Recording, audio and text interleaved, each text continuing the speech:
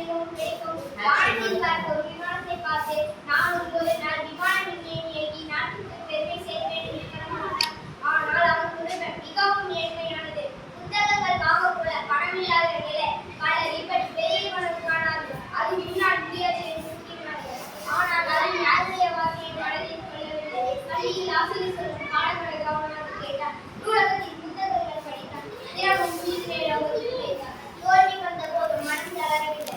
பல ஆண்டுகளுக்கு பிறகு கடின உழைப்பின் பலனாக அறிந்த கனவை நனவாக்கி ஒரு சிறந்த விமான விஞ்ஞானியாக உயர்ந்தார். தனது கிராமத்திற்கு திரும்பி பெரிய கனவு காணுங்கள். அந்த கனவை அடைய தினமும் உழையுங்கள்.